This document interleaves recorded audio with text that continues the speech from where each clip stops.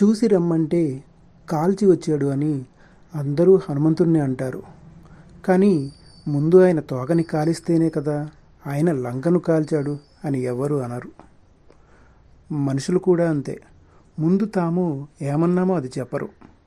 మనం ఏమన్నామో అది మాత్రం ప్రచారం చేస్తారు. ఈ రోజుల్లో నటించేవాళ్ళు నలుగురితో బాగానే ఉన్నారు. యథార్థంగా మాట్లాడేవారే ఒంటరైపోయారు. అందుకే అన్నారు యథార్థవాది లోక విరోధి అని. ఉత్త చేతులతో తల్లి గర్భం నుండి వచ్చాం, ఖాళీ చేతులతో భూగర్భంలోకి పోతాం. మనకు తొలి స్నానము గుర్తులేదు, చివరి స్నానము తెలియదు. పోయేలోగా 10 మందికి సహాయం చేసి పోదాం. మనం ఎంత మంచిగా ఉన్నా ఎవరో ఒకరి కథలో చెడ్డవాళ్ళమే. కాబట్టి ఇతరులకు నచ్చాలని నటిస్తూ బ్రతకడం కన్నా మనకు నచ్చినట్లు బ్రతికేయడం మంచిది. దేవుడు ఆలస్యం చేసినా న్యాయమే చేస్తాడు, కానీ అన్యాయం చేయడు. కానీ ఆ ఆలస్యం వెనుక అద్భుతాలు జరుగుతాయి.